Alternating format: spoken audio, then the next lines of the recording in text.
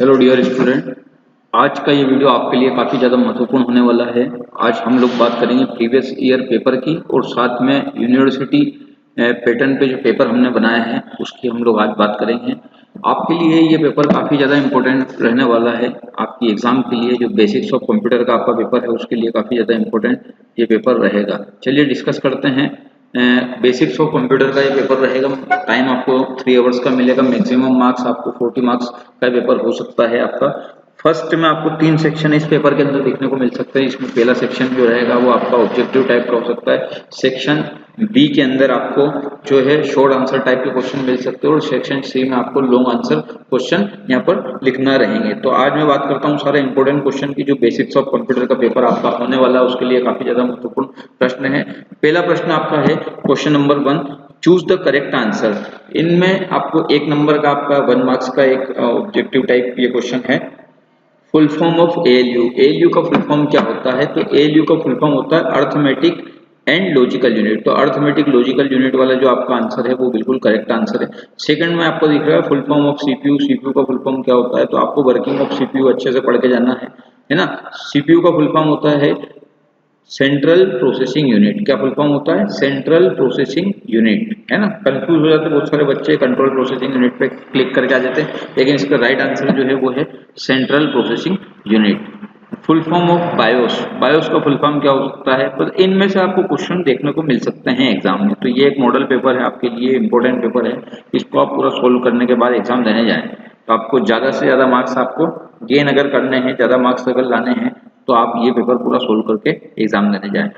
Computer क्या है? Computer एक इलेक्ट्रॉनिक मशीन है। फुल फॉर्म ऑफ लेन। लेन का पूरा नाम क्या होता है? Local area network. मतलब 3 प्रकार का कंप्यूटर का नेटवर्क होता है। एक होता है आपका लोकल एरिया नेटवर्क, एक होता है मेट्रोपॉलिटन एरिया नेटवर्क, एक होता है वेन वाइड एरिया नेटवर्क। वैसे तो नेटवर्क के 10 से ज्यादा टाइप्स है। पेन होता है आपका, है ना, अलग अलग टाइप्स है, लेकिन आपको कोर्स में जो दे रखा है वो कंप्यूटर नेटवर्क के कुछ टाइप्स आपसे पूछ सकता है पेपर में।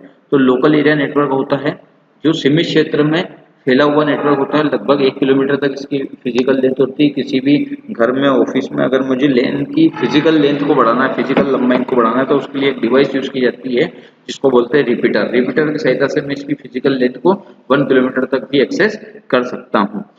ठीक है। कंप्यूटर का फुल फॉर्म आपसे पूछा नहीं जा सकता इस पेपर में, लेकिन मैं बताना चाहता हूँ। सी का मतलब होता है कॉमनली, ओ का मतलब ऑपरेटेड, ए का मतलब मशीन, पी का मतलब पर्टिकुलर, यू का मतलब यूज्ड फॉर, टी का मतलब ट्रेड, ई का मतलब एजुकेशन, आर का मतलब रिसर्च। तो commonly operated machine, particularly used in trade, education and research, वो होता है आपका कंप्यूटर। अब यहाँ से क्वेश्चन आपसे बन सकता है इनपुट और आउटपुट डिवाइस से रिलेटेड, आपसे ऑब्जेक्टिव बन सकता है कि निम्न में से इनपुट डिवाइस कौन सी है। आपको ऑप्शन में दे दिया कीबोर्ड, माउस, सी ऑप्शन में दे दिया दोनों, और डी ऑप्शन में दे दिया नन। या हो सकता है आपको 3 इनपुट दे दे, एक आपसे पूछ ले, एक आउटपुट डिवाइस का एग्जांपल दे, तो इनपुट आउटपुट डिवाइस को आपको पढ़ के जाना है। सेक्शन बी की हम लोग बात करते हैं तो सेक्शन बी जो है हमारा शॉर्ट आंसर टाइप क्वेश्चन है। यहाँ पर आपको मैक्सिमम मार्क्स 10 मार्क्स का ये क्वेश्चन हो सकता है, जिसमें आपको 2 मार्क्स का ईच रहेगा। मतलब आपको या तो क्वेश्चन में ये ऊपर वाले जो मैंने लिखे हैं क्वेश्चन के, ये आपको देखने को मिल सकते हैं, या फिर नीचे से कुछ क्वेश्चन आपको देखने को मिल सकते हैं। मतलब और में से, और वाले पार्ट में से भी आपको क्वेश्चन देखने को मिल सकते हैं एग्जाम में, या उसके टॉप वाले पार्ट में से भी आपको क्वेश्चन देखने को मिल सकते हैं। Explain working of CPU. CPU क्या होता है? सीपीयू की वर्किंग आप पढ़ के जाए, एग्जाम अगर देने जा रहे हैं बेसिक्स ऑफ कंप्यूटर का, तो ये क्वेश्चन आपका बनना तय है। सीपीयू जिसका फुल फॉर्म मैंने अभी आपको बताया सेंट्रल प्रोसेसिंग यूनिट होता है। इसके अंदर एएलयू होता है, इसके अंदर सीयू होता है, इसके अंदर रजिस्टर होते हैं।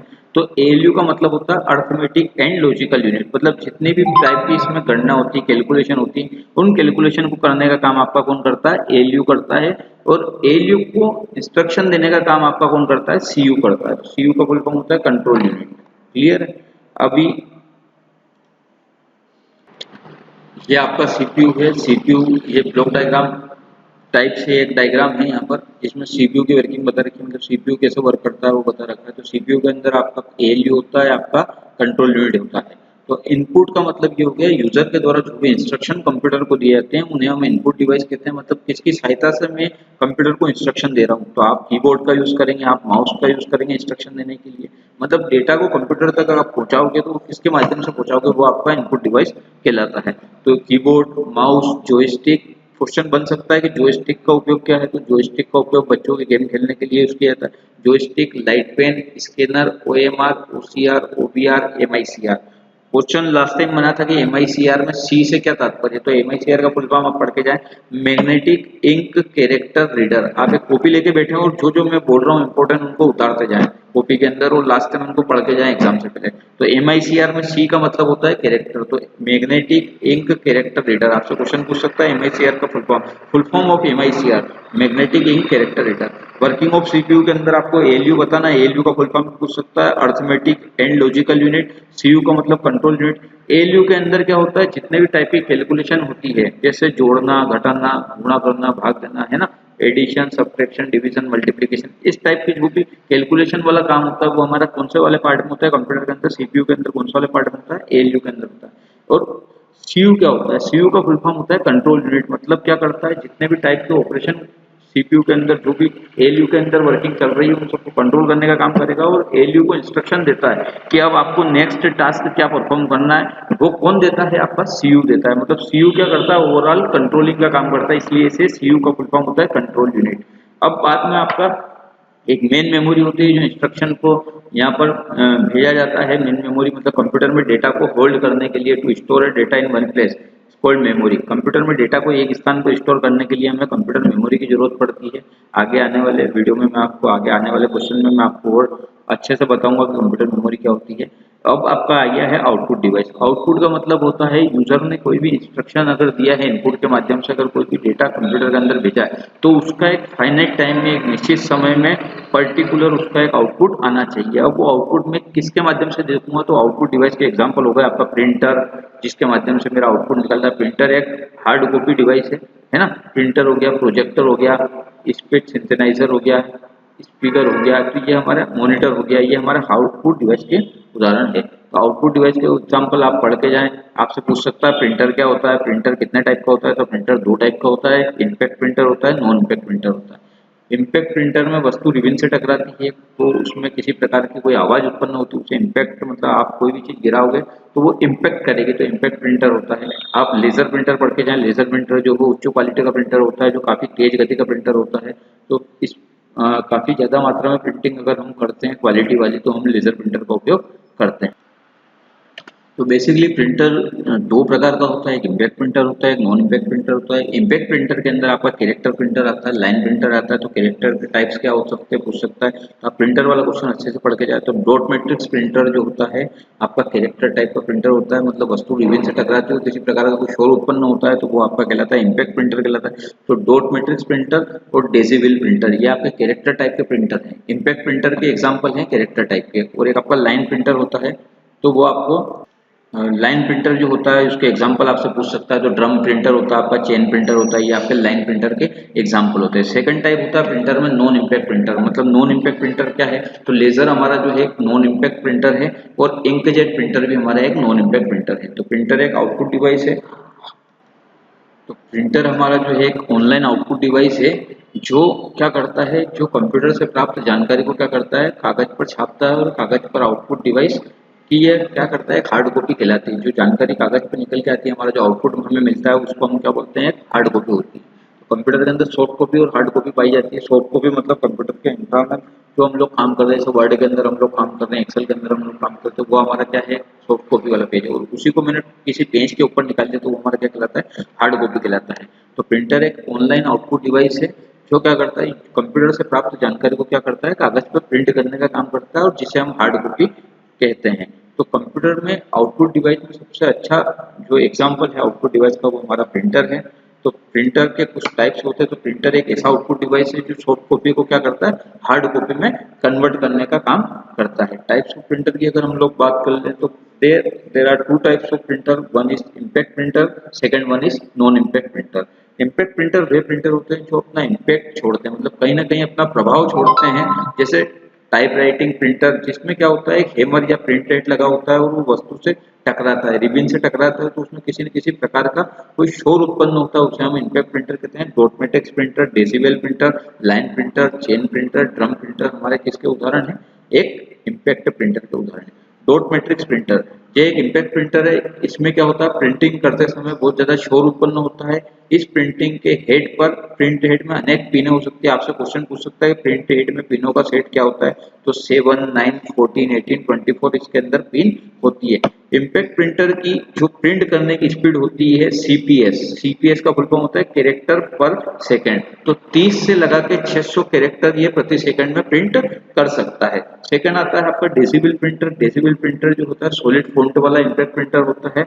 यहाँ पर जो इसकी स्पीड होती है वो इससे कहीं थोड़ी सी कम होती है ना, धीमी गति का प्रिंटर ये कहलाता है हमारा। उसके बाद लाइन प्रिंटर जो होता है, यहाँ पर 300 से 3000 लाइन प्रति मिनट में टाइप कर सकता हूँ। तो लाइन प्रिंटर जो होता है वो पर मिनट के हिसाब से प्रिंट करता है। और हमारा लाइन प्रिंटर में और डॉट मैट्रिक्स प्रिंटर में क्या अंतर है, तो डॉट मैट्रिक्स प्रिंटर हमारा क्या करता है, प्रति सेकंड में प्रिंट करता है, 30 से लगा के 600 से पर सेकंड के हिसाब से वो प्रिंट करता है। और लाइन प्रिंटर जो होता है हमारा 300 से लगा के 3000 लाइन प्रति मिनट में यहाँ पर प्रिंट करता है। तो मिनी और मेनफ्रेम कंप्यूटर में क्या होता है, लाइन प्रिंटर का उपयोग किया जाता है। ड्रम प्रिंटर इसका एग्जांपल है, चेन प्रिंटर इसका एग्जांपल है, बेंड प्रिंटर हमारे लाइन प्रिंटर का एग्जांपल है। चलिए आगे बढ़ते हैं हम लोग। नॉन इम्पैक्ट प्रिंटर की हम लोग बात करते हैं। तो नॉन इम्पैक्ट प्रिंटर में क्या होता है, प्रिंट हेड और पेपर के मध्य में किसी प्रकार का कोई संपर्क नहीं होता है। मतलब यहाँ पर किसी प्रकार का कोई शोरगुल उत्पन्न नहीं होता है, वस्तु रिबन से नहीं टकराती है, तो कोई इम्पैक्ट नहीं होता है, इसलिए इसे नॉन इम्पैक्ट प्रिंटर कहा जाता है। इसके एग्जाम्पल की अगर मैं बात करूँ तो लेजर प्रिंटर हमारा नॉन इम्पैक्ट टाइप का प्रिंटर है। फोटो प्रिंटर होता है, इंकजेट प्रिंटर होता है, पोर्टेबल प्रिंटर होता है, मल्टीफंक्शनल प्रिंटर होता है, थर्मल प्रिंटर होता है। इन सबसे ज्यादा इंपॉर्टेंट आपसे पूछ सकता है वर्किंग ऑफ लेजर प्रिंटर। तो लेजर प्रिंटर जो होता है एक नॉन इम्पैक्ट प्रिंटर होता है। 1970 से लगा के 1980 में लेजर प्रिंटर जो था उसकी कुछ मूल्य जो था वो $3000 था। तो आज ये जो है, आज के टाइम में सबसे ज्यादा यूज किया जाने वाला जो प्रिंटर है हमारा वो लाइन प्रिंटर होता है, क्योंकि ये क्या करते हैं, बहुत ही ज्यादा फास्ट गति की हमें प्रिंटिंग देते हैं और बहुत अच्छी क्वालिटी की प्रिंटिंग हमें यहाँ पर मिलती है। यहाँ पे 300 से लगाकर 600 डीपीआई, डीपीआई का मतलब होता है डॉट्स पर इंच की हमें यहाँ पर प्रिंटिंग मिलती है। तो एकदम स्पष्ट प्रिंटिंग मिलती है हमें, बहुत साफ सुथरी प्रिंटिंग यहाँ पर मिलती है। तो क्वालिटी वाला प्रिंटर जो होता है हमारा लेजर प्रिंटर कहलाता है। प्रिंटर आप सभी लोगों ने देखा है, इस टाइप का हमारा प्रिंटर रहता है। ठीक है, यहाँ पर हम उस जिस भी कागज को, जिस भी डॉक्यूमेंट को हमें प्रिंट करना है उसको रखते हैं। तो प्रिंट की क्या विशेषता है लेजर प्रिंटर की, तो हाई रिजोल्यूशन होता है इसका, हाई क्वालिटी की हमें प्रिंटिंग मिलती है।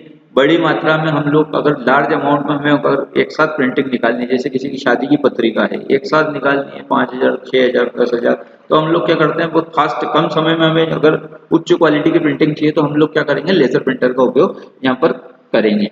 और सबसे बड़ा एडवांटेज इसका ये है कि ये कम कीमत में हमको क्या करता है, प्रिंटिंग करके देता है। इसलिए ये जो है ज्यादातर आज वर्तमान समय में प्रेजेंट सिनेरियो में इसको सबसे ज्यादा यूज किया जा रहा है।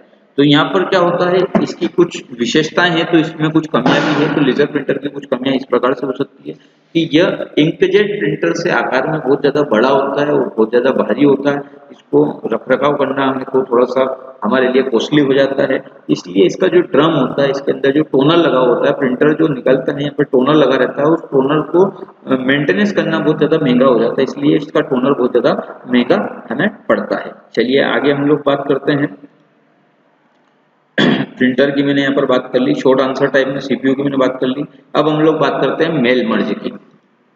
मेल मर्ज काफी ज्यादा इंपॉर्टेंट क्वेश्चन ये है, what is mail merge, mail merge क्या होता है। मेल मर्ज अगर मान लीजिए आप एमएस वर्ड में काम कर रहे हैं तो एमएस वर्ड में मेलिंग टैब के अंतर्गत आपको यहाँ पर मेल मर्ज का ऑप्शन दिखाई देता है। तो मेल मर्ज क्या होता है, एमएस वर्ड में मेल मर्ज वह फैसिलिटी है, एक प्रकार की ऐसी सुविधा है जिसका उपयोग हम क्या करते हैं, बहुत सारे लोगों तक अगर हमें कोई लेटर, हमें कोई इन्विटेशन कार्ड मान लीजिए, हमें कोई पर्सनल लेटर, हमें कोई ऑफिस का लेटर कम समय में अनेक यूजर तक, अनेक लोगों तक अगर हमको पहुंचाना है तो हम इस फैसिलिटी का यहाँ पर उपयोग करते हैं, जिसे मेल मर्ज कहा जाता है। यहाँ पर डेटा सोर्स और सोर्स डॉक्यूमेंट दो प्रकार की हम लोग मेल मर्ज के अंदर फाइल बनाते हैं, जिसमें एक होता है हमारा डेटा सोर्स, मतलब डेटाबेस। हम लोग क्या करते हैं, जिन व्यक्तियों को हमें भेजना है, जैसे मान लीजिए किसी नौकरी का इंटरव्यू का कॉल लेटर मुझे भेजना है, अगर मान लीजिए मेरी कंपनी में 25 से 30 लोग काम कर रहे हैं और मैं चाहता हूं कि मैं एक इंटरव्यू का कॉल लेटर, मेरी कंपनी ने कोई मान लीजिए कोई किसी प्रकार की जॉब निकाली है तो वहाँ पे मुझे एक कॉल लेटर जो है वो काफी लोगों तक पहुंचाना है। तो मैं क्या करूंगा, एक मेरे पास डेटा सोर्स रहेगा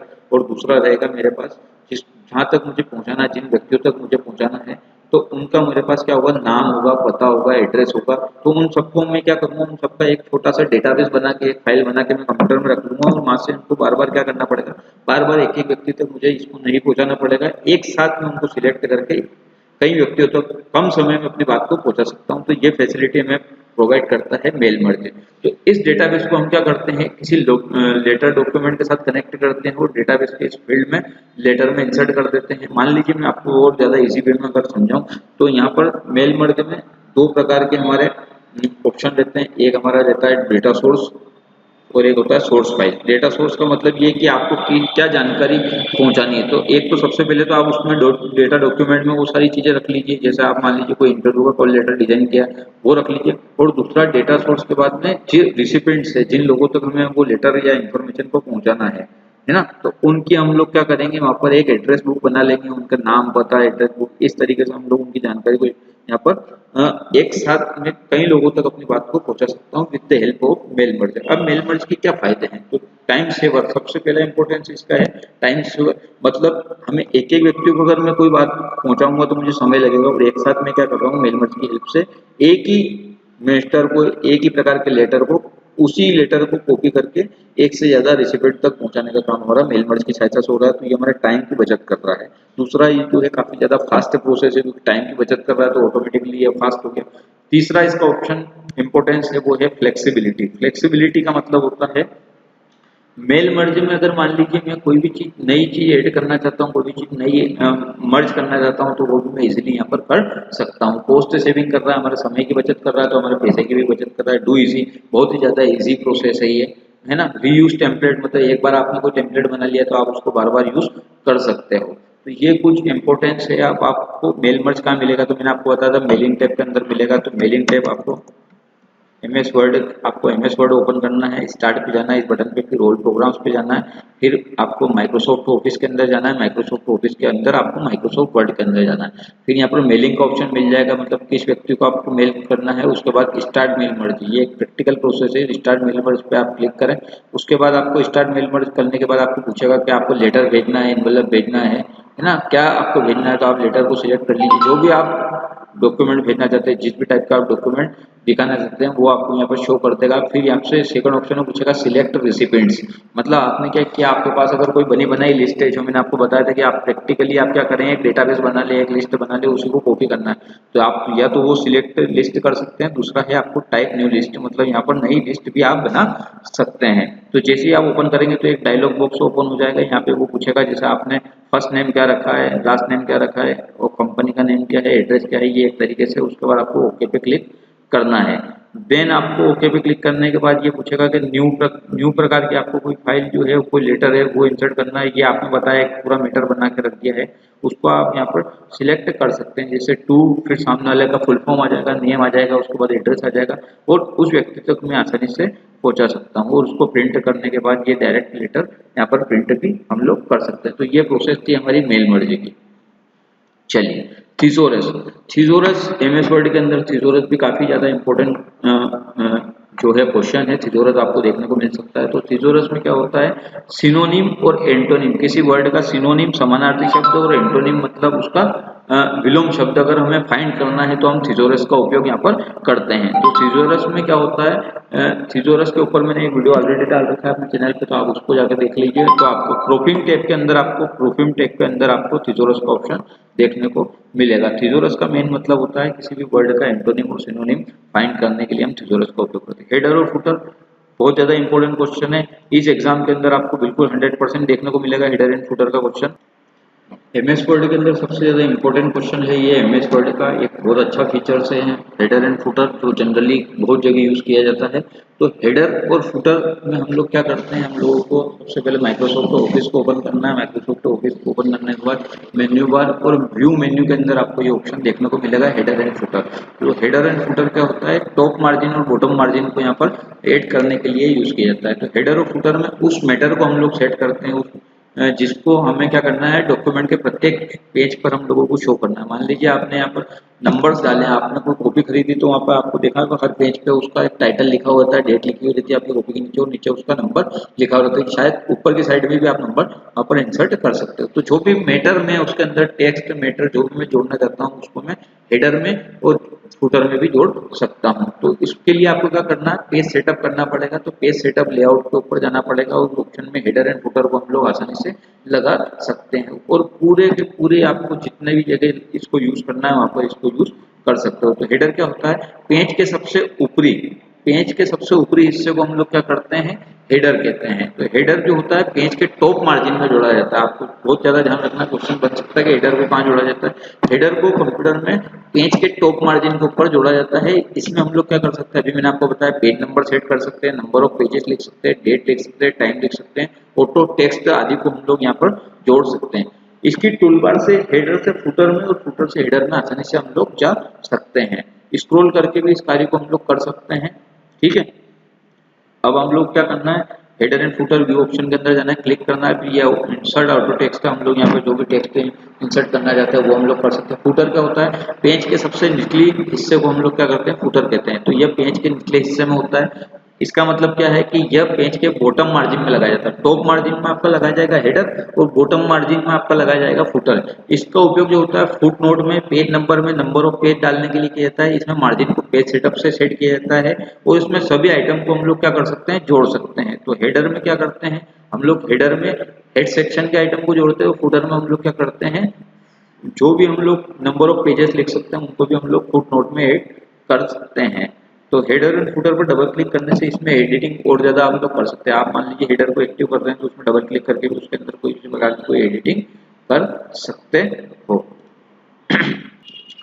बहुत ही ज़्यादा इंपॉर्टेंट कॉन्सेप्ट एक और है आपका विजार्ड और टेम्पलेट। एमएस वर्ड के अंदर विजार्ड और टेम्पलेट जो होता है क्या यूज़ किया जाता है इनका, इसके बारे में हम लोग पढ़ेंगे। तो एमएस वर्ड 2013 में हमें बहुत सारे ऐसे प्रोग्राम मिलते हैं जो क्या करते हैं, हमारे कार्यों को बहुत ज़्यादा आसानी के साथ हम लोग इसमें और बहुत ज़्यादा फास्ट तरीके से हम लोग कर सकते हैं। हम लोग कोई स्पेशल अगर कार्य कर रहे हैं तो ये हमारे से क्या पूछता है, विजार्ड और टेम्पलेट बने बनाए हमको यहाँ पर टेम्पलेट मिल जाते हैं। तो सबसे पहले बात करते हैं विजार्ड क्या होता है। तो विजार्ड हम लोगों को एमएस वर्ड के अंदर एक ऐसा फीचर्स होता है जो आपको बहुत ज़्यादा जो डिफिकल्ट वर्क होता है उसको बहुत ज़्यादा आसान बनाता है और आपको स्टेप बाय स्टेप, विजार्ड का मतलब हो गया कि आपका स्टेप बाय स्टेप ये क्या करता है, आपको वर्क करता है। तो आपको ये निर्देश देता है कि आपको अब नेक्स्ट स्टेप में क्या काम करना है। तो उसके लिए हम लोग किसका यूज करते हैं, विजार्ड का यूज करते हैं, जिसके द्वारा हम लोग किसी भी कार्य को क्या कर सकते हैं, बहुत ज़्यादा आसानी के साथ कर सकते हैं। तो एमएस वर्ड में मान लीजिए हमें मेल मर्ज की प्रक्रिया विजार्ड के द्वारा संपन्न होती है। तो एमएस वर्ड में भी हम लोगों ने मेल मर्ज पढ़ा था, मतलब स्टेप बाय स्टेप पे। फर्स्ट स्टेप में हम लोग क्या करना है, मेलिंग टैब पे क्लिक करना है, स्टार मेल मर्ज पे क्लिक करना है। नेक्स्ट स्टेप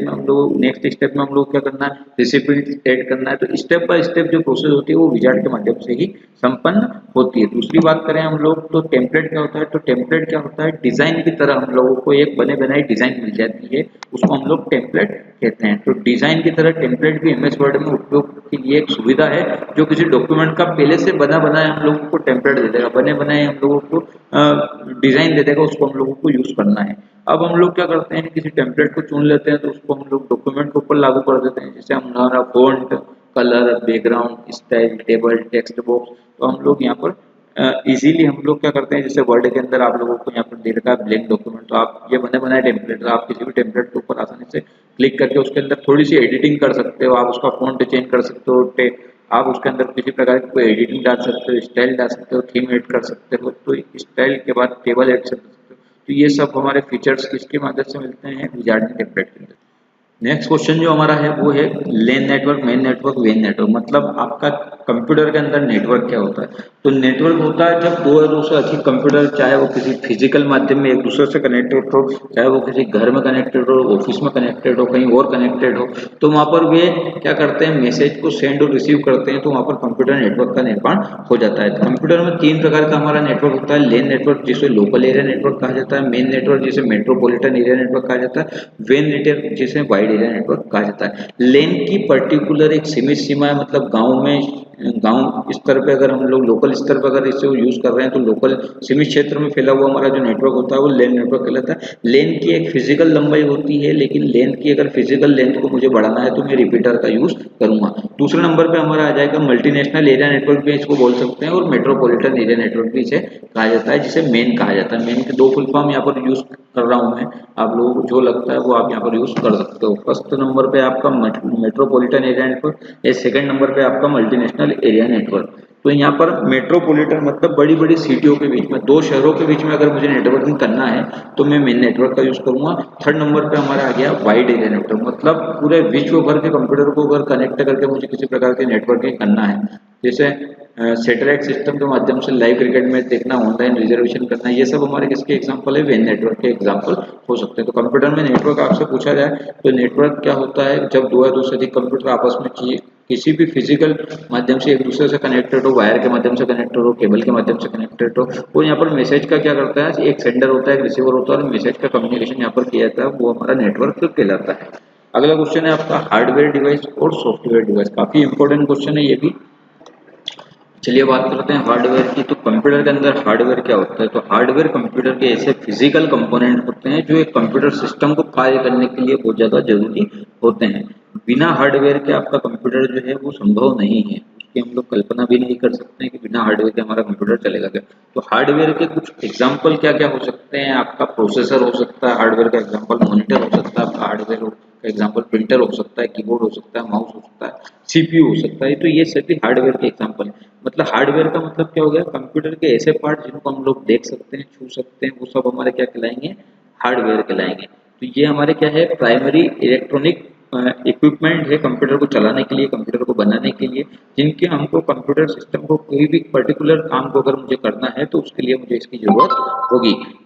एग्जाम्पल हम लोग बात करें हार्डवेयर को, हम लोगों ने तीन श्रेणियों में यहाँ पर बांटा गया है कंप्यूटर हार्डवेयर को, जिसमें इनपुट होता है हमारा, आउटपुट होता है और प्रोसेसिंग डिवाइस होता है। इनपुट के अंदर अगर हम लोग बात करें तो आपका कीबोर्ड, आपका माउस हमारा इनपुट के एग्जांपल है। आउटपुट की अगर हम लोग बात करें तो आपका प्रिंटर और मॉनिटर हमारा आउटपुट डिवाइस का एग्जांपल है। प्रोसेसिंग डिवाइस, प्रोसेसिंग का काम जहाँ पर होता है कंप्यूटर के अंदर, मैंने आपको बताया था सीपीयू वाला जो पार्ट है हमारा वो प्रोसेसिंग के लिए यूज किया जाता है, जहाँ पर सीपीयू, एएलयू, सीयू और स्टोरेज डिवाइस, ये हमारे किसके एग्जांपल है, प्रोसेसिंग डिवाइस के एग्जांपल है। सीपीयू का मतलब होता है सेंट्रल प्रोसेसिंग यूनिट, एएलयू का मतलब होता है अरिथमेटिक लॉजिकल यूनिट, सीयू का मतलब होता है कंट्रोल यूनिट, और स्टोरेज डिवाइस मतलब आपका मेमोरी वाला पार्ट, रैम रोम वाला पार्ट, हार्ड डिस्क वाला पार्ट।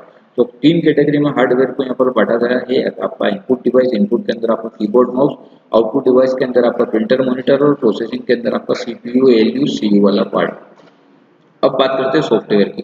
तो एक सॉफ्टवेयर क्या होता है, एक प्रोसीजर होता है, एक स्टेप बाय स्टेप इंस्ट्रक्शन होता है किसी भी चीज का, जहाँ पर हम लोग क्या कर सकते हैं, किसी प्रोसेस पर हम लोगों को अगर मान लीजिए कोई चीज एग्जीक्यूट करना है तो वहां पर हम लोगों को किसी प्रकार का कोई कोड यहाँ पर बताना पड़ेगा, वो हमारा क्या कहलाएगा, सॉफ्टवेयर कहलाएगा।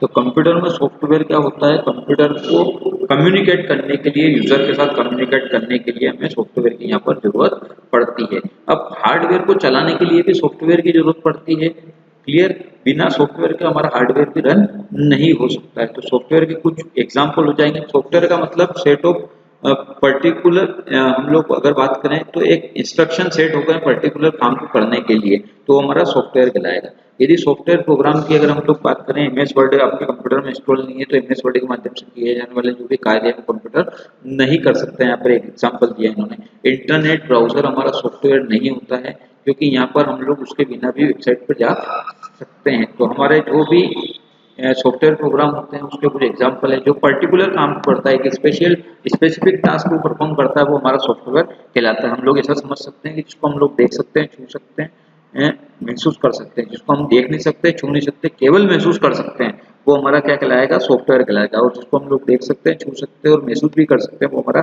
हार्डवेयर कहलाता है। तो जैसे पर्टिकुलर काम को अगर परफॉर्म कर रहे हैं तो software set of rules and regulation भी हो सकते हैं हमारे, जैसे MS Word, Excel, PowerPoint, Google Chrome, Photoshop, my square. इन सब का पर्टिकुलर क्या होता है, एक पर्टिकुलर काम होता है, अपने अपने फील्ड में ही ये लोग काम करते हैं, तो ये हमारे क्या कहलाते हैं, सॉफ्टवेयर कहलाते हैं। कुछ एग्जाम्पल सॉफ्टवेयर के आप लोग ध्यान रखें, एमएस वर्ड होता है, एमएस एक्सेल होता है, एमएस पावर पॉइंट होता है, गूगल क्रोम होता है, फोटोशॉप होता है, माई एसक्यूएल होता है। अब रिलेशनशिप की अगर हम लोग बात करें तो रिलेशनशिप क्या हो सकती है कंप्यूटर के अंदर, हार्डवेयर और सॉफ्टवेयर के अंदर।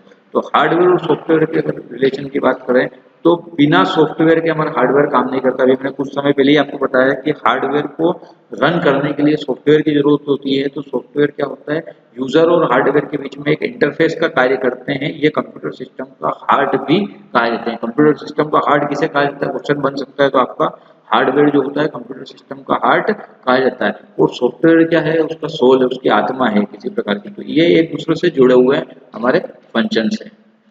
सेक्शन सी की हम लोग बात कर लेते हैं। सेक्शन सी में आपको लॉन्ग आंसर टाइप के क्वेश्चन लिखना है। तो यहाँ पर ध्यान रखें आप, बहुत ज़्यादा इंपॉर्टेंट क्वेश्चन है ये। स्प्रेडशीट, स्प्रेडशीट क्या होता है, तो स्प्रेडशीट एमएस एक्सेल का एक महत्वपूर्ण फीचर है। यहाँ पर स्प्रेडशीट की मदद से कई सारे मैं काम कर सकता हूँ। मतलब स्प्रेडशीट का मतलब ये एमएस एक्सेल से रिलेटेड क्वेश्चन है। आपको 3 क्वेश्चन यहाँ पर दिमाग में रखना है। स्प्रेडशीट वाला क्वेश्चन कीजिएगा, एमएस एक्सेल वाला क्वेश्चन आप माइंड में रखें, वर्कबुक वाला क्वेश्चन आप माइंड में रखें, वर्कशीट वाला क्वेश्चन आप माइंड में रखें, रो क्या होती है, कॉलम क्या होती है, पर्टिकुलर सेल क्या होता है, ये क्वेश्चन आपसे स्प्रेडशीट के माध्यम से पूछा जा सकता है। क्या होती है स्प्रेडशीट, तो a spreadsheet is a configuration of row and column. तो रो और कॉलम से मिलकर जो हमारा बॉक्स बनता है, जो हमारा सेल बनता है, उसका जो कलेक्शन होता है, उसकी जो टेबल होती है, वो हमारी एक स्प्रेडशीट कहलाती है। रोज आर हॉरिजॉन्टल, रोज जो होती है हमारी हॉरिजॉन्टल को प्रदर्शित करती है। मतलब नंबर ऑफ रोज जो होती है आपकी क्या कहलाती है, 1 2 3 4 जितनी भी रोज होती है वो आपके हॉरिजॉन्टल होती है। और कॉलम जो होते हैं आपके वर्टिकल होते हैं। कॉलम को हम लोग डिनोट करते हैं एबीसी से, रो को हम लोग डिनोट करते हैं 1 2 3 4 से। ठीक है, अब हम लोग बात कर लेते हैं एमएस एक्सेल 2007 का ये फोटो है यहाँ पर। तो स्प्रेडशीट जो होती है, स्प्रेडशीट मेनली क्या कहलाती है, spreadsheet is configuration of row and column. Row और कॉलम से मिलकर जो हमारी स्प्रेडशीट बनती है, rows are horizontal vector while columns are vertical vector. एक spreadsheet is also known as worksheet. Spreadsheet को मैंने अभी आपको जब क्वेश्चन स्टार्ट किया था तो मैंने बताया था कि स्प्रेडशीट वाला क्वेश्चन आपसे वर्कशीट पूछा जा सकता है, वर्कबुक पूछा जा सकता है, स्प्रेडशीट पूछा जा सकता है, एमएस एक्सेल पूछा जा सकता है। तो ये सारे किसके क्वेश्चन है, आपके स्प्रेडशीट की क्वेश्चन है। तो एक spreadsheet is also known as a worksheet. Spreadsheet को हम लोग क्या किस नाम से जानते हैं, वर्कशीट के नाम से जानते हैं। It is used to record, spreadsheet का यूज क्या है, it is used to record. किसी भी रिकॉर्ड को रखने के लिए हमें स्प्रेडशीट की जरूरत पड़ी। तो स्प्रेडशीट हमारी इलेक्ट्रॉनिक है। आज से अगर हम लोग 1970 की बात करें, 1960 1970 की अगर बात हम लोग करें, तो यहाँ पर हम लोग क्या करते थे, पेपर के ऊपर जानकारी को स्टोर करते थे। अब पेपर के ऊपर जानकारी स्टोर करने से हमारा क्या होता है, समटाइम्स उसका लॉस हो जाता है। अगर पेपर आप कहीं जाना है आपको और आप भूल गए, तो आपके डेटा का क्या हो गया, लॉस हो गया। उसी डेटा को हम लोगों ने क्या किया है, कंप्यूटर के ऊपर चढ़ा दिया है। कंप्यूटर के ऊपर उसको रोज और कॉलम से मिलकर हम लोगों ने उसको क्या कर दिया है, एक स्प्रेडशीट बना दी है। तो स्प्रेडशीट का इंपोर्टेंस क्या हो सकता है, वो हम लोग आगे भी डिस्कस करेंगे। तो आप वैसे समझ चुके होंगे स्प्रेडशीट के उपयोग क्या क्या है। चलिए बेसिक कॉन्सेप्ट में आपको स्प्रेडशीट का बता दूं। तो ये स्प्रेडशीट जो होती है, आपको यहाँ पर इस तरीके से, जिस सेल में भी मैं काम कर रहा हूँ, ये पूरा सेल बन गया है ना, एक पूरा इसने कवर कर लिया। जैसे एक है आपका कॉलम का नेम है, और रो आपकी क्या होती है 1 2 3 4 5 6 7, कितनी भी रो हो सकती है इसके अंदर, है ना, 65,536। और आगे मैं बताऊंगा आपको इसकी एग्जैक्ट क्या क्या संख्या हो सकती है रो की, और कितने इसके अंदर कॉलम हो सकते हैं। तो ये हमारा क्या कहलाएगा, एक एक्टिव सेल कहलाएगा। जिस सेल के अंदर अभी मैं टाइप कर रहा हूँ, उस सेल को हम लोग क्या बोलेंगे, एक्टिव सेल करेंगे। A B C D E F हमारे क्या है, कॉलम के नाम है। तो कॉलम के ये लेटर है। एक्टिव सेल, जिस सेल में अभी मैं काम कर रहा हूँ, वो हमारा क्या कहलाएगा, एक्टिव सेल कहलाएगा। नेम बॉक्स, जिस बॉक्स में अभी हम लोग कहीं भी क्लिक कर देंगे तो उस बॉक्स का नेम पर्टिकुलर होगा। रो की संख्या को मैं कैसे डिनोट करूंगा, आपकी 1 2 3 4 से। और रो जो होती है वो वेक्टर किस फॉर्म में होती है, यहाँ पर अभी हम लोगों ने पढ़ा था। तो हॉरिजॉन्टल तो होती है आपकी, क्या होती है, रोज होती है हॉरिजॉन्टल, और कॉलम आपकी क्या होते हैं, वर्टिकल होते हैं। आपको ध्यान रखना है, और रोज जो होती है आपकी हॉरिजॉन्टल होती है, और कॉलम आपके यहाँ पर क्या होते हैं, वर्टिकल होते हैं। और शीट, जिस शीट पे आप लोग काम कर रहे हैं, तो कहीं भी कितनी भी शीट इसके अंदर में ऐड कर सकता हूँ। तो यहाँ पे शीट 1 है, शीट 2 है, शीट 3, जिस भी शीट के ऊपर मुझे मूव करना है, मान लीजिए मैंने एक शीट यहाँ पर बनाई, इससे मुझे दूसरी शीट के ऊपर मूव करना है, तो मैं शीट 2 पे क्लिक करूंगा।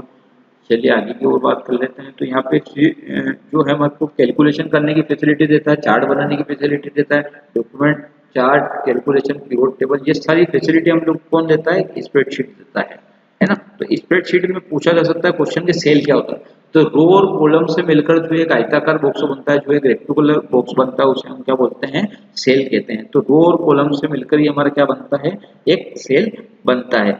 रो की संख्या अगर हम लोग बात करें तो number of row MS Excel 2007 में मैंने आपको बताया था 65,536 इसके अंदर क्या होती है, रो होती है, और 256 यहाँ पर क्या होता है, कॉलम होते हैं। तो इनकी बाय डिफॉल्ट संख्या कितनी होती है 2007 में 65,536 रो, और कॉलम की संख्या होती है 256 यहाँ पर कॉलम होते हैं।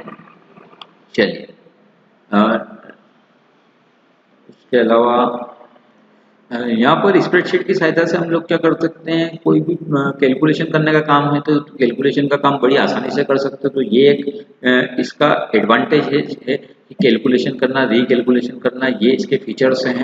एमएस एक्सेल के अंदर जो टर्मिनोलॉजी हम लोग यूज कर रहे हैं, जो टर्मिनोलॉजी हम लोग एमएस एक्सेल के अंदर यूज कर रहे हैं वो क्या क्या हो सकती है, तो आपका सेल हो सकता है। तो सेल क्या होता है, एक रेक्टेंगुलर ब्लॉक हो गया, एक बॉक्स हो गया, जिसके अंदर क्या होती है, रो और कॉलम दोनों से मिलकर हमारा क्या होता है, एक सेल बनता है। वर्कबुक क्या होती है, जिस सेल के अंदर मैं काम कर रहा हूँ, मैंने आपको अभी प्रैक्टिकली एग्जांपल दिया था, जिस सेल के अंदर मैं काम कर रहा हूँ वो हमारा क्या कहलाएगा, एक्टिव सेल कहलाएगा। वर्कबुक क्या होती है, the workbook related to an Excel spreadsheet record. एक स्प्रेडशीट का रिकॉर्ड रखने के लिए हम लोग किसका यूज करते हैं, वर्कबुक का यूज करते हैं। It include all the data that have been listed, sorted and calculated. इसके अंदर जो डेटा होता है वो लिस्ट के फॉर्म में हो सकता है, सॉर्टेड डेटा हो सकता है, मतलब स्टेप बाय स्टेप उसको जमा रखा हुआ है, सॉर्टेड कर रखा हुआ है, कैलकुलेटेड डेटा हो सकता है। तो workbook that is available to be seen to be edited by various user on network, is recognised as a shared workbook. तो वर्कबुक को हम लोग क्या कर सकते हैं, किसी डेटा का हम लोगों को अगर रिकॉर्ड रखना है तो हम वर्कबुक के अंदर रखते हैं। वर्कशीट क्या होती है, इनसाइड द वर्कबुक, वर्कबुक के अंदर is where we get documents called worksheet. Workbook के अंदर जहाँ डॉक्यूमेंट को हम लोग रखते हैं, जहाँ डॉक्यूमेंट को हम लोग गेट करते हैं, वो हमारी क्या कहलाती है, वर्कशीट कहलाती है। तो इसे ही हम स्प्रेडशीट भी कहते हैं। मल्टीपल वर्कशीट हो सकती है, एक सिंगल वर्कबुक के अंदर कितनी भी वर्कशीट हो सकती है। क्वेश्चन बनता है कि सर कितनी वर्कशीट एक सिंगल वर्कबुक के अंदर हो सकती है, तो कितनी भी वर्कशीट यहाँ पर एक सिंगल वर्कबुक के अंदर हो सकती है। यहाँ पर फॉर्मूला बार का यूज किया जाता है, जिस सेल के अंदर मैं फॉर्मूला लगाना चाहता हूँ वो फॉर्मूला बार की मदद से लगा सकता हूँ। विभिन्न प्रकार के वेरियस यहाँ पर चार्ट बनाए जा सकते हैं, पाई चार्ट है ना, अगर आपको ग्राफ चार्ट बनाना, पाई चार्ट बनाना है, तो कितने भी प्रकार के हम लोग चार्ट भी यहाँ पर बना सकते हैं। तो एडवांटेज की अगर हम लोग बात करें एमएस एक्सेल के, तो there is no boundary of the amount of data it can be saved in spreadsheet. MS Excel is extensively used to save और एनालाइज द डेटा, मतलब डेटा को एनालाइज करने के लिए यहाँ पर जो है एमएस एक्सेल काफी ज्यादा इंपॉर्टेंट फीचर्स है। डेटा को कलेक्शन हम लोग करते हैं, वो किस फॉर्म में हम लोग डेटा का यहाँ पर कलेक्शन करते हैं, टेबल के फॉर्म में हम लोग यहाँ पर डेटा को रखते हैं। टेबल किससे मिलकर बनता है, रो और कॉलम से मिलकर हमारा टेबल बनता है। तो डेटा का कलेक्शन जो होता है टेबल के फॉर्म में होता है। रिकैलकुलेशन की ये फीचर्स हम लोगों को प्रोवाइड करता है, तो एक काफी महत्वपूर्ण फीचर्स है इसका। आगे बात करते हैं हम लोग डिफरेंट टाइप के यहाँ पर चार्ट एमएस एक्सेल के अंदर बना सकते हैं, पाई चार्ट, ग्राफ। चलिए हम लोग अगर चार्ट की बात करते हैं तो एमएस एक्सेल के अंदर चार्ट क्या होता है, chart is a tool you can use in Excel to communicate data graphically. Data को अगर ग्राफिकली हम लोगों को कम्युनिकेट करना है तो हम लोग यहाँ पर चार्ट का यूज करते हैं। चार्ट हम लोग क्या करता है, विभिन्न प्रकार के हम लोग यहाँ पर मेथड चार्ट यूज करते हैं, जैसे कॉलम चार्ट हो गया, आपका लाइन चार्ट हो गया, पाई चार्ट हो गया, डॉटनेट चार्ट हो गया, बार चार्ट हो गया, एरिया चार्ट हो गया, एक्स वाई स्कैटर चार्ट हो गया, बबल चार्ट हो गया, स्टॉक चार्ट हो गया, सरफेस चार्ट हो गया, रडार चार्ट हो गया, कॉम्बो चार्ट हो गया। आप किन्हीं भी एक दो चार्ट के नाम यहाँ पर पढ़ के जाएं, एक दो चार्ट की थोड़ी डिटेल देख कर जाएं, तो काफी ज्यादा आपको फायदा मिल सकता है ना। ये काफी इंपॉर्टेंट चार्ट है।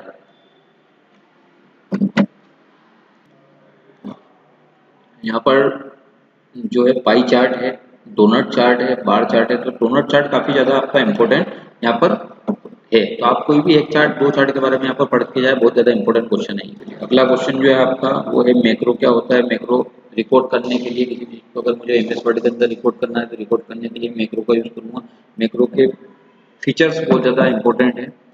एमएस वर्ड का सबसे अच्छा फीचर्स जो है वो उनमें से एक फीचर है मैक्रो। मैक्रो बेसिकली रिकॉर्डिंग के लिए यूज किया जाता है। व्यू टैब के अंदर आपको मैक्रो मिल जाएगा। अगर आपका एक एडवांस फीचर होता है एमएस वर्ड का, इसमें हम लोग क्या करते हैं, मैक्रो एक प्रकार का रिकॉर्डिंग टूल है जो हमारा द्वारा किए गए कार्य को क्या कर लेता है, रिकॉर्ड कर लेता है, और जब हम उसको रन करवाते हैं तो उसी क्रम में ये इनको क्या करता है, रिपीट कर देता है। तो रिकॉर्डिंग के लिए हम लोग क्या करते हैं, मैक्रो का यहाँ पर यूज करते हैं। तो मैक्रो आपको मिलेगा कहाँ, मैक्रो 2016 में मैक्रो बनाने के लिए आपको सबसे पहले व्यू टैब के ऊपर क्लिक करना पड़ेगा। व्यू टैब पे क्लिक करने के बाद आपको मैक्रो का एक ड्रॉप डाउन बॉक्स खुल जाएगा, उस पर रिकॉर्ड मैक्रो का ऑप्शन आ जाएगा। व्यू मैक्रो पे आप लोग क्लिक कर सकते हो, रिकॉर्ड मैक्रो पे आप लोग क्लिक करना है। ये आपसे पूछेगा मैक्रो का नाम आपको यहाँ पर देना है, कुछ भी नाम आप लोग दे सकते हैं, बटन या कीबोर्ड, दो प्रकार से आप लोग यहाँ पर यूज कर सकते हैं। आपको उसके बाद ओके पे क्लिक करना है। ओके पे क्लिक करने के बाद नए कीबोर्ड ऑप्शन पे क्लिक करना है आपको, और कीबोर्ड ऑप्शन पे क्लिक करने के बाद यहाँ पर शॉर्टकट की भी मांगा जा सकता है। आपको एक नया शॉर्टकट की डालना होता है, शॉर्टकट की से मैक्रो को रन आप लोग करा सकते हैं। कोई भी शॉर्टकट की, किसी भी टाइप की शॉर्टकट की आप बार बार मैक्रो को अगर यूज कर रहे हैं तो वो आप यहाँ पर यूज कर सकते हो। तो कर्सर को क्या करता है, ये आपकी रिकॉर्डिंग शुरू हो जाएगी और यहाँ पे दो ऑप्शन देंगे आपको, एक स्टॉप रिकॉर्डिंग का ऑप्शन भी देगा, तो स्टॉप रिकॉर्डिंग को क्लिक करके आप रिकॉर्डिंग को बंद भी कर सकते हो। रिकॉर्डिंग को मैक्रो पर देखने के लिए हम लोग क्या कर देंगे, व्यू मैक्रो का उपयोग करके हम लोग अपनी रिकॉर्डिंग को देख सकते हैं और रन पर क्लिक करके भी हम लोग इसको देख सकते हैं। चलिए आगे हम लोग बात करें ऑपरेटिंग सिस्टम क्या होता है। Operating system is a master control program of our computer, it is provide interface between user and computer hardware. अगर हम लोग ऑपरेटिंग सिस्टम की बात करें तो ऑपरेटिंग सिस्टम हमारे कंप्यूटर का एक मास्टर कंट्रोल प्रोग्राम होता है। ऑपरेटिंग सिस्टम बेसिकली यूजर और कंप्यूटर हार्डवेयर के बीच में इंटरफेस प्रोवाइड करने का काम करता है। Operating system is a master control program of our computer, it is provide interface between user and computer hardware. Computer hardware और यूजर के बीच में जितने भी प्रकार का इंटरफेस होता है उन सबको मैनेज करने का काम करता है। कंप्यूटर का एक मास्टर कंट्रोल प्रोग्राम होता है ऑपरेटिंग सिस्टम। अगर ऑपरेटिंग सिस्टम के अंदर ऑपरेटिंग सिस्टम अगर हमारे कंप्यूटर के अंदर नहीं है तो हमारा कंप्यूटर जो हो वो बिल्कुल ब्लैक स्क्रीन उस पर हम लोगों को दिखाई देगी, उस पर किसी प्रकार का कोई कार्य हम लोग नहीं कर सकते हैं। तो it is mandatory, operating system बहुत ज़्यादा मैंडेटरी है हमारे कंप्यूटर सिस्टम को चलाने के लिए। तो ये कंप्यूटर में जितनी भी फाइल्स प्रोग्राम्स है उनको रन करने का काम करता है, इनपुट आउटपुट को मैनेज करने का काम करता है, फाइल को प्रोसेस करने का काम करता है ना। तो ये सारे काम कौन करता है, जितने भी टाइप के टास्क कंप्यूटर के अंदर हो रहे हैं उन सबको परफॉर्म करने का काम हमारा ऑपरेटिंग सिस्टम करता है, और यूजर और कंप्यूटर हार्डवेयर के बीच में एक इंटरफेस प्रोवाइड करने का काम करता है। विभिन्न प्रकार के ऑपरेटिंग सिस्टम होते हैं, batch operating system, real time operating system, network operating system, time sharing operating system, है ना। तो ये multitasking operating system, multi programming operating system, तो ये हमारे क्या होते हैं ऑपरेटिंग सिस्टम के अलग अलग टाइप्स हैं। तो आपसे क्वेश्चन पूछा है कि ऑपरेटिंग सिस्टम क्या होता है और ऑपरेटिंग सिस्टम के फीचर्स। ऑपरेटिंग सिस्टम के कई हमारे फीचर्स भी हैं। फीचर्स में हम लोग कर सकते हैं कि ये इनपुट आउटपुट को मैनेज करने का काम कर रहा है, प्रोसेसर को मैनेज करने का काम कर रहा है, फाइल को मैनेज करने का काम कर रहा है, मतलब all operation perform in CPU. हम लोग जितने भी ऑपरेशन परफॉर्म कर रहे हैं सीपीयू को with the help of OS की मदद से हम लोग क्या कर रहे हैं, उन सबको आसानी के साथ मैनेज कर रहे हैं। तो ये हार्डवेयर और सॉफ्टवेयर कंप्यूटर के जितने भी यूजर हैं इनके बीच में क्या करता है, एक इंटरफेस प्रोवाइड करने का भी काम हमारा कौन करता है, ओएस करता है। काफी ज्यादा इंपॉर्टेंट क्वेश्चन है, इसको आप बिल्कुल पढ़ के जाइएगा, आपकी एग्जाम के लिए बहुत इंपॉर्टेंट है। चलिए नेक्स्ट हम लोग बात करते हैं ऑपरेटिंग सिस्टम के बाद हम लोग डॉक्यूमेंट को कैसे फॉर्मेट कर सकते हैं। एमएस वर्ड के अंदर बोल्ड करना, इटालिक करना, अंडरलाइन करना, है ना, फॉर्मेट करना किसी भी डॉक्यूमेंट को, तो ये वाला क्वेश्चन आप पढ़ के जाएं। उसके बाद में working of internet and W, काफी इंपॉर्टेंट क्वेश्चन है, आपको बिल्कुल 100% देखने को मिलेगा। इंटरनेट सूचनाओं का एक ऐसा गोदाम होता है, एक ऐसा जाल होता है जिसमें हर विषय से संबंधित इन्फॉर्मेशन को मैं क्या कर सकता हूँ, प्राप्त कर सकता हूँ। डब्ल्यू का फुल फॉर्म होता है वर्ल्ड वाइड वेब, मतलब इसकी खोज 1991 में टिम बर्नर्स-ली ने की थी। तो इसके बारे में हम लोग थोड़ा और ज़्यादा डिटेल में पढ़ते हैं। इंटरनेट बेसिकली सूचनाओं का एक ऐसा गोदाम होता है जहां पर हर विषय से संबंधित इंफॉर्मेशन को मैं क्या कर सकता हूं, प्राप्त कर सकता हूं। यह विभिन्न प्रकार के कंप्यूटर नेटवर्कों का एक बहुत बड़ा नेटवर्क होता है, नेटवर्क्स ऑफ नेटवर्क भी इसे कहा जाता है, जो क्या करता है विश्व स्तरीय, मतलब पूरे वर्ल्ड के जो कंप्यूटर है उनको आपस में कनेक्ट करता है।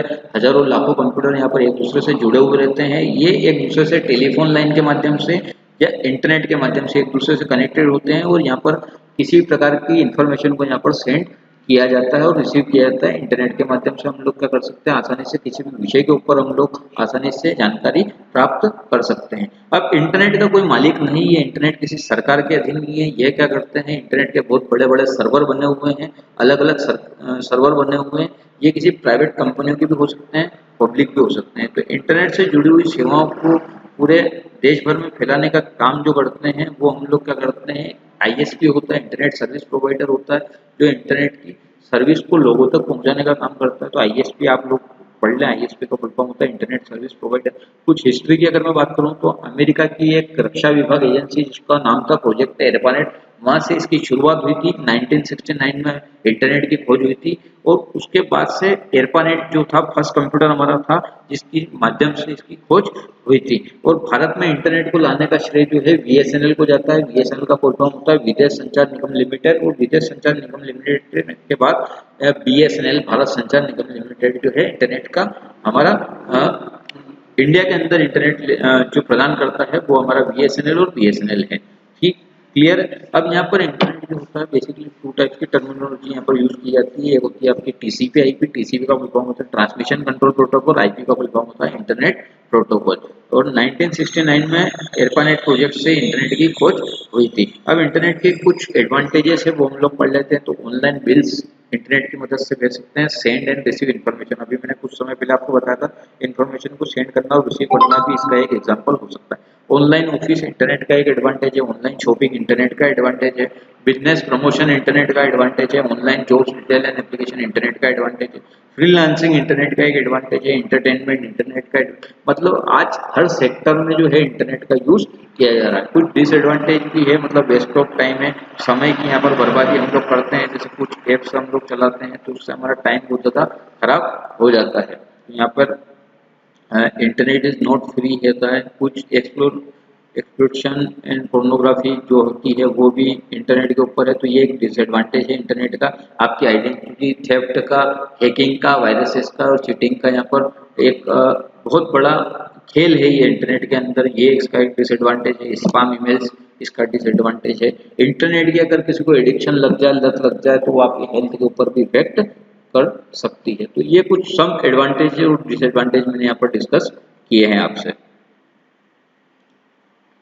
www का फुल फॉर्म होता है वर्ल्ड वाइड वेब, मतलब ये एक दूसरे से क्या होते हैं, हाइपर टेक्स्ट के माध्यम से जुड़े होते हैं। अब हाइपर टेक्स्ट क्या होता है, हाइपर टेक्स्ट के अंदर वे डॉक्यूमेंट आते हैं, कुछ टेक्स्ट आती है, कुछ इमेजेस आती है, कुछ साउंड आते हैं, जिनका पूरा का पूरा कलेक्शन होता है, तो वो हमारा www। तो www क्या है, एक इंटरनेट का ही एक फंक्शन है, इंटरनेट की एक सेवा है। सबसे पहले 1991 में, 1989 भी आपको देखने को मिल सकता है, 1991 ईयर्स भी आपको बुक के अंदर देखने को मिल सकता है।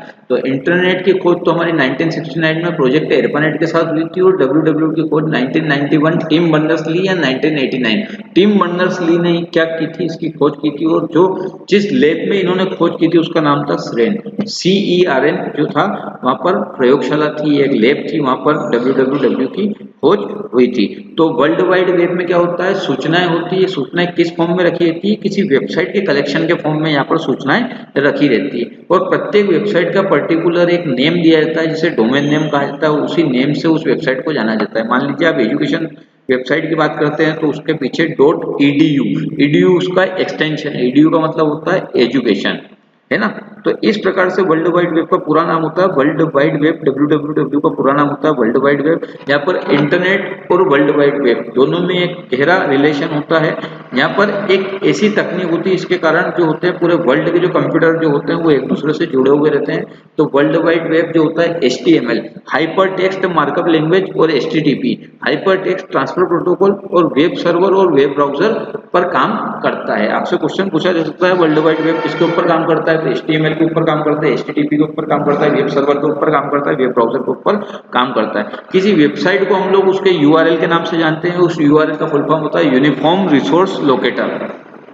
जब हम लोग कोई वेबसाइट खोलना चाहते हैं तो हम लोगों को वहाँ पर उसका एड्रेस डालना पड़ता है। वो एड्रेस जो हम लोग डालते हैं वो डालते हैं https://www.google.com। तो ये पर्टिकुलर उसका क्या कहलाता है, URL कहलाता है। कुछ एडवांटेजेस, कुछ फीचर्स की अगर मैं बात करूँ वर्ल्ड वाइड वेब के कुछ फीचर्स की, तो वर्ल्ड वाइड वेब के कुछ फीचर्स आपके हो सकते हैं, ग्राफिकल इंटरफेस हो सकता है, हाइपर टेक्स्ट इन्फॉर्मेशन हो सकती है।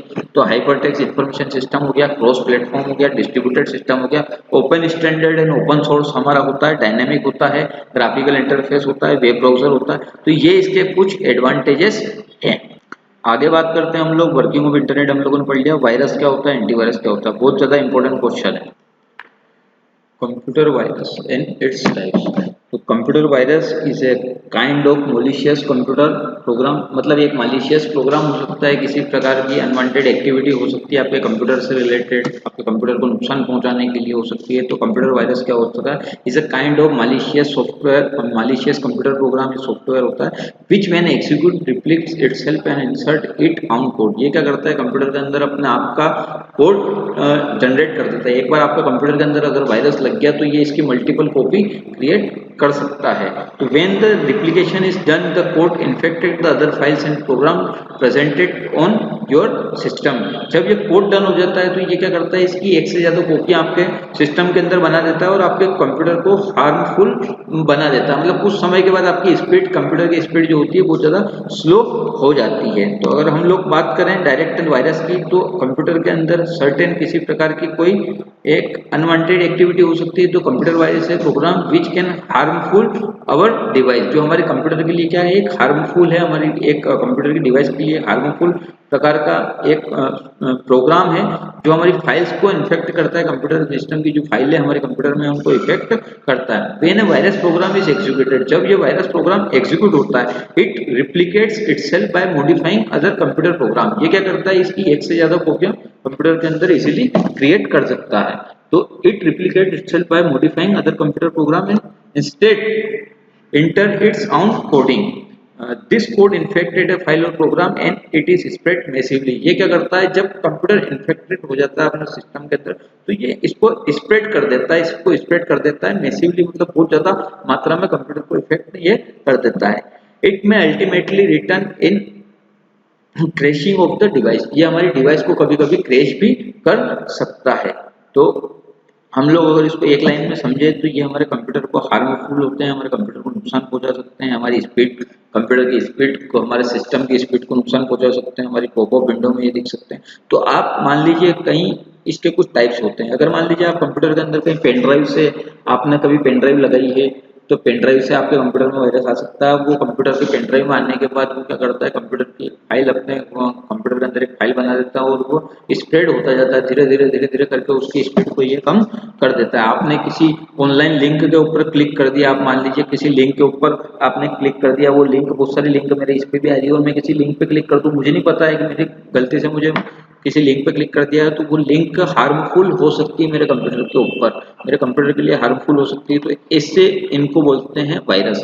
अब इनसे बचने के लिए हम लोगों को हमारे कंप्यूटर के लिए किसकी जरूरत पड़ती है, एंटीवायरस सॉफ्टवेयर की जरूरत पड़ती है। तो वायरस से हमारे कंप्यूटर की रक्षा करने के लिए, हमारी सिक्योरिटी प्रोवाइड करने के लिए हम लोग किसका यूज करते हैं, किसी एंटीवायरस का यूज करते हैं।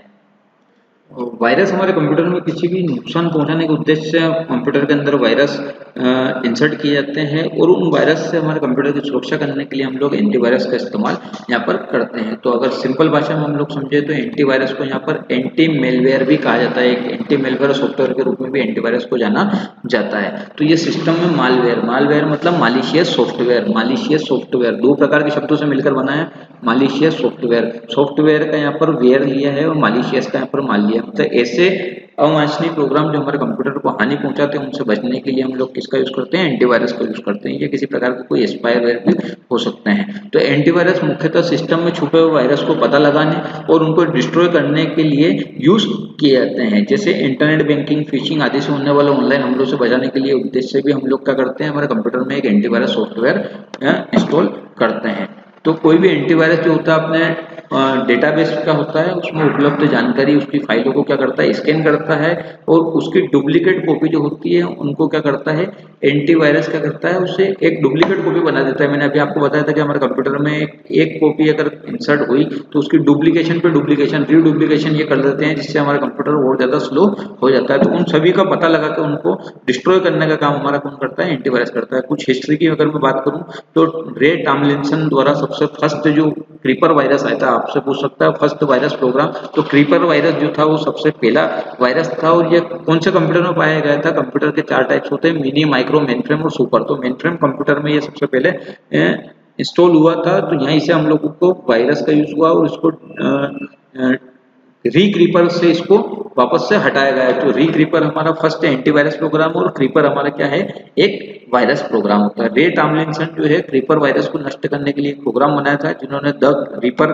के नाम से उसको जाना जाता है। तो द रीपर जो है हमारा फर्स्ट एंटीवायरस प्रोग्राम है। 1981 में एलन क्लोनर नाम का एक वायरस उत्पन्न हुआ था, और ये कंप्यूटर में जब एक क्रांति ऐसी आई थी कि आज कंप्यूटर को घर पे बैठ के केवल एक वायरस बना के पूरी दुनिया के कंप्यूटर को नष्ट करने का काम भी किया गया था। तो 1987 में फ्रेड कोहेन द्वारा एक ऐसी एल्गोरिथम उन्होंने बनाई थी, और उन्होंने एंटीवायरस को काफी हद तक उसके बारे में थोड़ी ज्यादा डिटेल में उन्होंने बात की थी।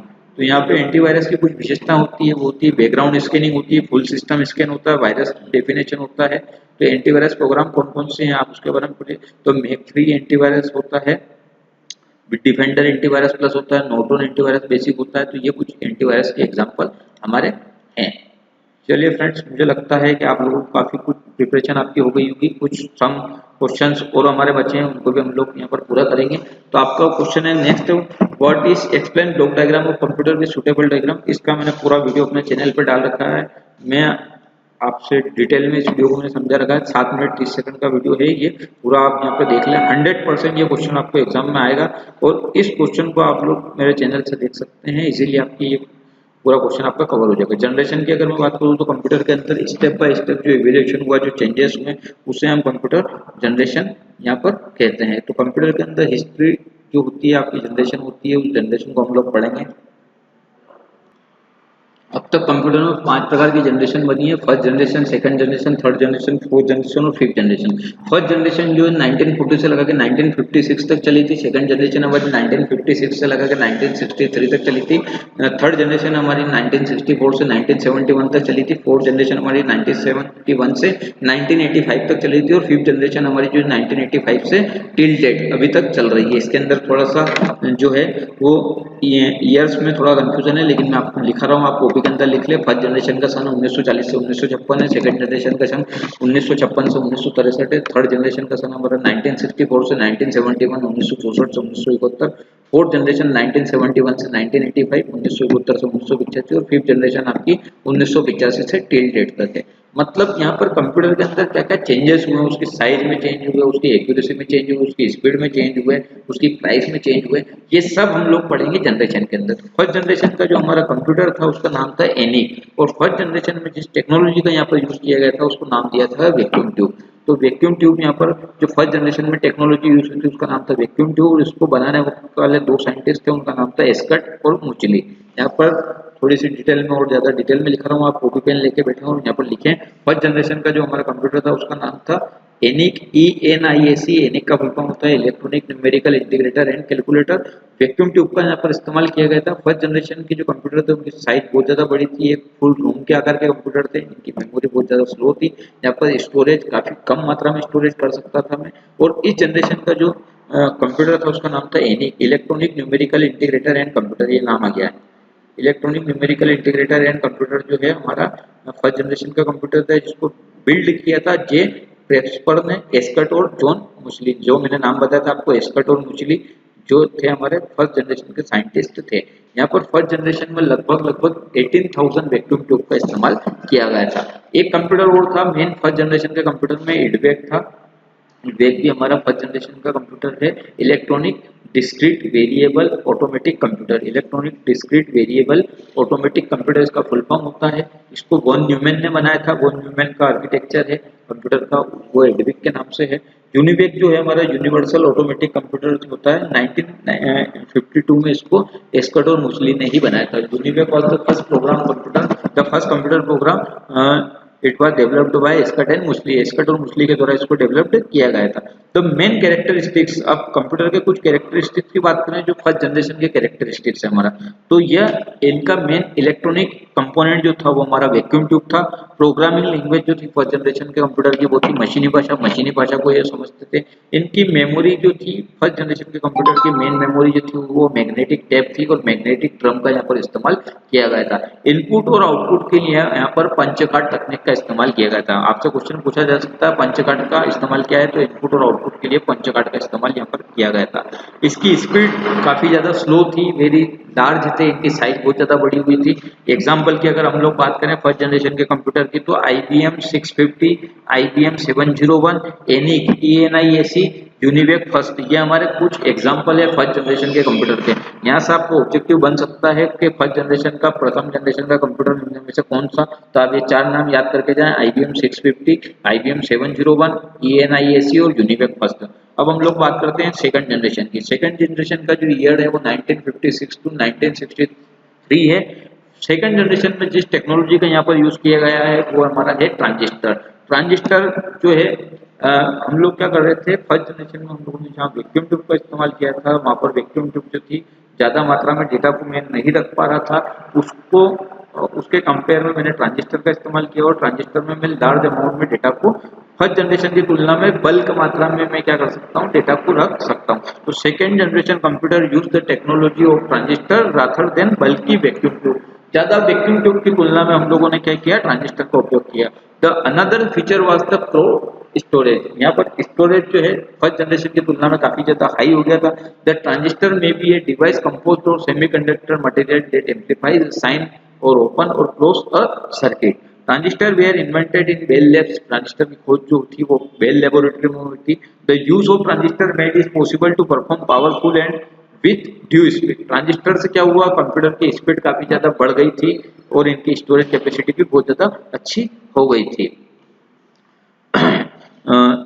which was generated by vacuum tube central processing in memory programming language input output also force to second generation। Second generation में क्या हुआ, जहाँ पर मेन चीज का ध्यान रखा गया वो था इसकी स्पीड के ऊपर ध्यान रखा गया और इसकी स्टोरेज कैपेसिटी के ऊपर यहाँ पर ध्यान दिया गया।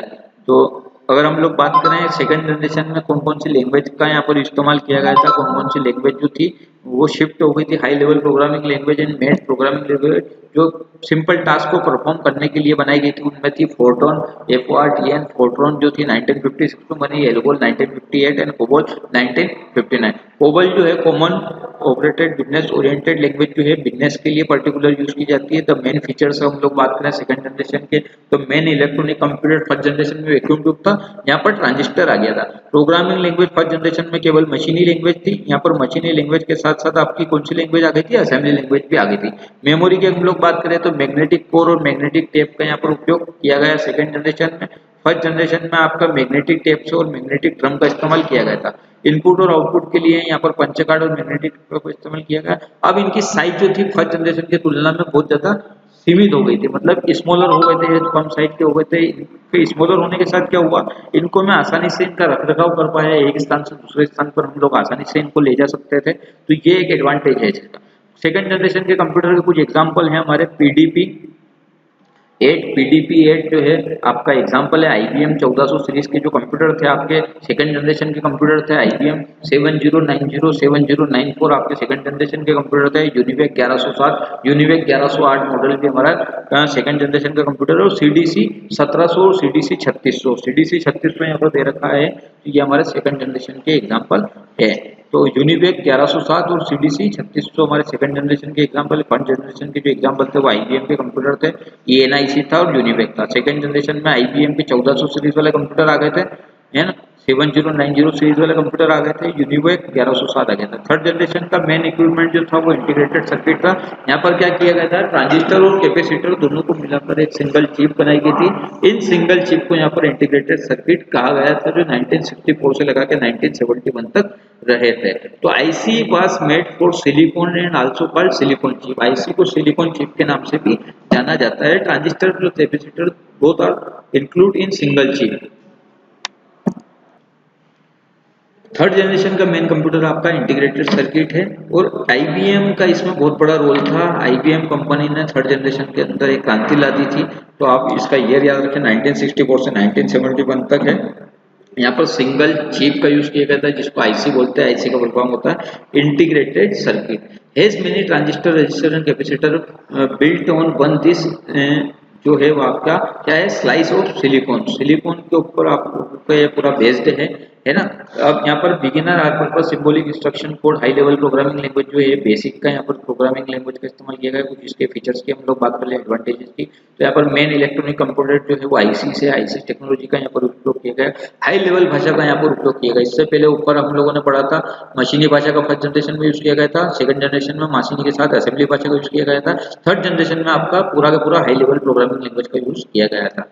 Large magnetic core, magnetic tape and disk. Disk शब्द आ गया मतलब बहुत ज्यादा मात्रा में यहाँ पर डेटा को मैं क्या कर सकता हूँ, स्टोर कर सकता हूँ। इनपुट और आउटपुट डिवाइस को यहाँ पर स्टोर कर सकता हूँ। मैग्नेटिक टेप का इस्तेमाल कर सकता हूँ, मॉनिटर का इस्तेमाल कर सकता हूँ, कीबोर्ड का इस्तेमाल कर सकता हूँ, प्रिंटर का इस्तेमाल कर सकता हूँ। तो इनपुट और आउटपुट के लिए वहां पर पंच कार्ड तकनीक का इस्तेमाल किया जाता है, लेकिन यहाँ पर magnetic tape, monitor, keyboard, printer ये सब यहाँ पर चलन में आ गए थे। इस जनरेशन में मैंने बताया आपको कि आईबीएम कंपनी का बहुत बड़ा योगदान था। तो आईबीएम का फुल फॉर्म होता है इंटरनेशनल बिजनेस मॉड्यूल या इंटरनेशनल बिजनेस मशीन। यहाँ पर आईबीएम कंपनी का 360 और 370 पीडीपी 11 एनसीआर 395 B6500 यूनिवेक 1108। ये यूनिवेक 1108 जो है आपका थर्ड जनरेशन में आया था, यूनिवेक 1107 आपका सेकंड जनरेशन में आया था। अब फोर्थ जनरेशन में आपका VLSI टेक्निक का यूज किया गया है। VLSI का फुल फॉर्म होता है वेरी लार्ज स्केल इंटीग्रेशन, मतलब आपके LSI से भी large, very large scale integration तकनीक का यहाँ पर इस्तेमाल किया गया था। अब थर्ड जनरेशन के बाद फोर्थ जनरेशन जो थी हमारी 1971 से 1985 तक ये जनरेशन रही है। और इस जनरेशन में इंटेल कंपनी का बहुत ज्यादा योगदान रहा था। यहाँ पर VLSI very large scale integration तकनीक का यहाँ पर इस्तेमाल किया गया। यहाँ पर इंटेल की कुछ चिप, इंटेल 4004 चिप डेवलप की हुई थी 1971 में। तो इस बात का आप लोग ध्यान रखें, काफी इंपॉर्टेंट है ये। मेन इलेक्ट्रॉनिक कंपोनेंट जो है वो VLSI टेक्निक है। VLSI में थाउजेंड्स ऑफ ट्रांजिस्टर एक सिंगल माइक्रोचिप के ऊपर डाले गए हैं। तो बहुत ज्यादा बड़ा एडवांटेज ये है। सेमीकंडक्टर मेमोरी आ गई थी, यहाँ पर रैम और रोम का उपयोग किया जा रहा था।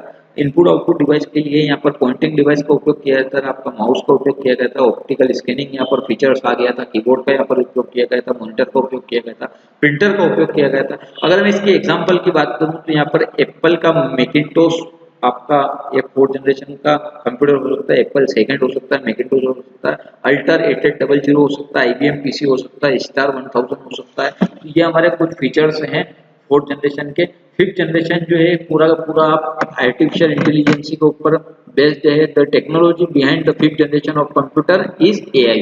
तो जो टेक्नोलॉजी थी फिफ्थ जनरेशन के पीछे वो थी आपकी AI। AI का फुल फॉर्म होता है आर्टिफिशियल इंटेलिजेंस। जो काम मनुष्य सोच सकता है, कर सकता है, समझ सकता है, वो सारा काम मनुष्य की भांति करने के लिए रोबोटिक्स तकनीक यहाँ पर डेवलप हुई थी। हम मेन कैरेक्टरिस्टिक की बात करेंगे यहाँ पर फिफ्थ जनरेशन के। तो मेन इक्विपमेंट यहाँ पर था ULSI टेक्निक। ULSI का फुल फॉर्म होता है अल्ट्रा लार्ज स्केल इंटीग्रेशन, मतलब LSI है ना। लार्ज स्केल इंटीग्रेशन के बाद आया VLSI, very large scale integration के बाद आया ULSI, ultra large scale integration. मतलब एक सिंगल चिप के ऊपर ही पूरा का पूरा यहाँ पर मिलियंस ऑफ ट्रांजिस्टर को यहाँ पर रखा गया एक सिंगल चिप के ऊपर। तो अल्ट्रा लार्ज मात्रा में यहाँ पर डेटा को मैं क्या कर सकता हूँ, स्टोर कर सकता हूँ। इस जनरेशन का मेन जो फंक्शन है वो यही है। Understand natural language, human language को ये समझ सकता है मनुष्य की भांति। जो काम मनुष्य कर सकता है वो काम इस लैंग्वेज में कंप्यूटर कर सकता है। Portable and small in size, ये कंप्यूटर को हम लोग आसानी से एक स्थान से दूसरे स्थान पर ले जा सकते थे।